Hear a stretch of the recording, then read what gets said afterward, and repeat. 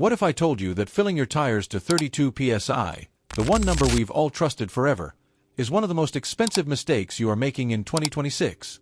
It's a rule that is literally shredding your tires, burning your fuel, and making your car dangerously unsafe. And the worst part? You have no idea it's even happening. I didn't either, until I completely destroyed a brand new $800 set of tires in less than half their lifespan. All because I followed a piece of advice that's decades out of date. This isn't just about saving a couple of bucks on gas. This is about keeping you and your family safe, and not lighting hundreds of dollars on fire. So in this video, I'm going to prove why the 32 PSI rule is a total myth for modern cars and show you the simple 5-second check to find the tire pressure that actually works. So where did this 32 PSI number even come from? Why is it practically burned into our brains? Why do air pumps at the gas station have it marked like it's the gospel truth? Honestly, it just happened. The 32 PSI rule didn't come from car engineers. Decades ago, it was just a simple, one-size-fits-all guess. Cars were lighter, simpler, and for something like a 1990s sedan, 32 PSI was close enough.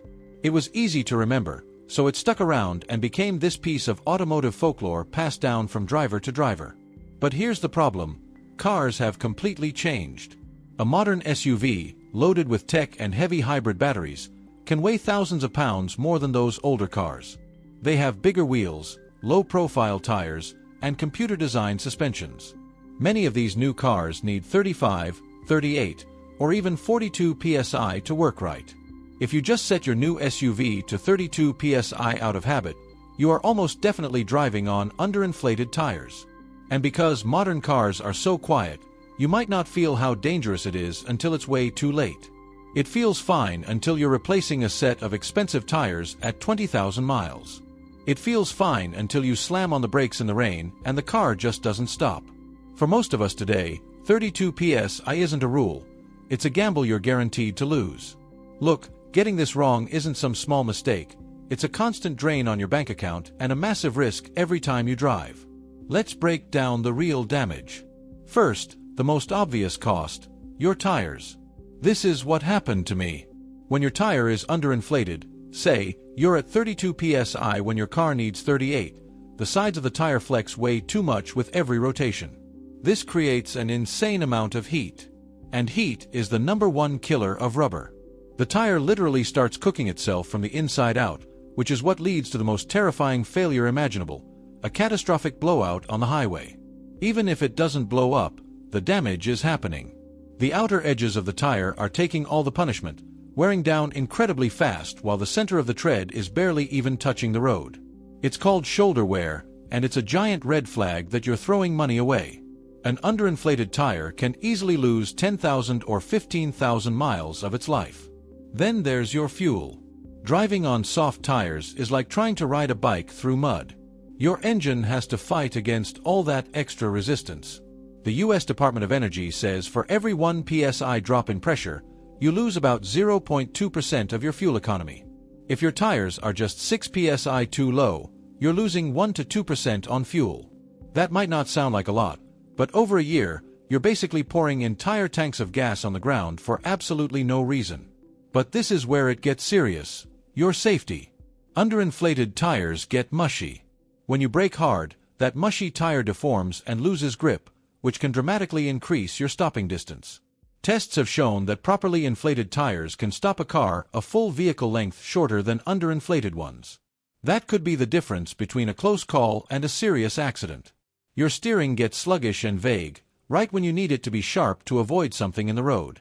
Before we get to the simple fix, we need to destroy the single most dangerous piece of fake info in all of car maintenance: the pressure number printed on the side of your tire. You've seen it. In tiny letters, it says something like, "Max, press 51 PSI cold." Let me be crystal clear. That number is not a recommendation. It is a warning. That number is the absolute maximum pressure the tire can hold before it's at risk of failing. Think of it like the weight limit on an elevator. If the sign says, max capacity 2,500 pounds, you don't cram 2,500 pounds of people in for a normal trip. That's the safety limit, not the daily operating number. It's the exact same for your tires. If you inflate to the max pressure, you create a new set of disasters. The ride becomes harsh and brutal. The tire tread bulges out in the middle, which shrinks the amount of rubber actually touching the road. That means you have way less grip for turning, accelerating, and especially for braking. You'll also wear out the center of your tires like crazy. So, forget the 32 PSI myth, and absolutely ignore the max pressure on the tire. Both are completely wrong. So if 32 PSI is a lie and the sidewall is a trap, where's the right number? The crazy thing is, your car's manufacturer has already told you. The answer has been right under your nose this whole time. Here it is. Open your driver's side door.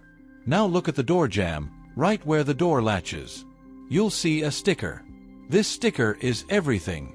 Forget what you heard, this is the real number. It wasn't picked by a marketing guy. It was calculated by the engineers who designed your exact car. They figured out the perfect pressure based on your car's weight, its suspension, its brakes, everything. This is the number that gives you the best mix of safety, performance, fuel economy, and tire life. You might even see different pressures for the front and back tires.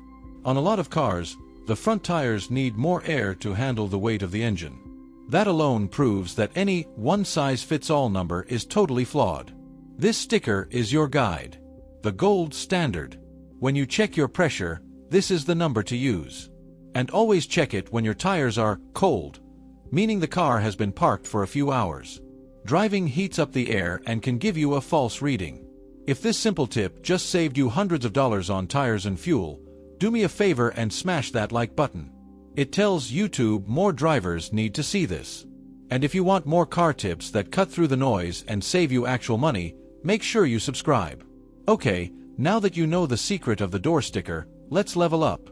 There are two more things you have to know to really master your tire pressure. First is temperature.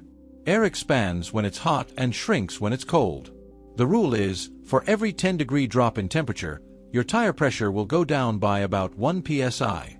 Think about that.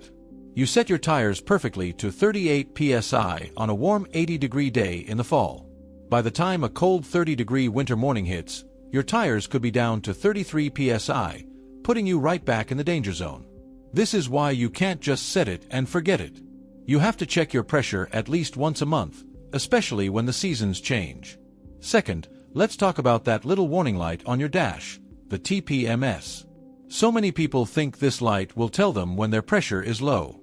It won't. The TPMS is an emergency light, not a maintenance tool. The law only requires that light to come on when your tire is 25% below the recommended pressure. You heard that right.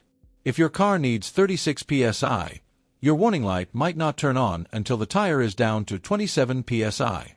By the time you see that light, you've been driving on a dangerously low tire for weeks, maybe months, causing permanent damage. Waiting for the TPMS light is like waiting for your engine to start smoking before you check the oil. Don't trust it. A good tire gauge is your best friend. The 32 PSI rule is dead. It's a simple number from a simpler time. But in 2026, with cars that are heavier, smarter, and more advanced than ever, that one-size-fits-all number isn't just wrong, it's expensive and it's dangerous. The power to fix this is completely in your hands. It costs nothing and it takes less than 5 minutes a month. Ditch the 32 PSI myth, ignore the max pressure on the sidewall, and trust the sticker in your door jamb. Check your pressures. It is the easiest, most important piece of maintenance you can do. It will save you money, make your tires last longer, and most importantly, it will make you and everyone you care about safer on the road. Next week, we're tackling another huge myth, the 3,000 mile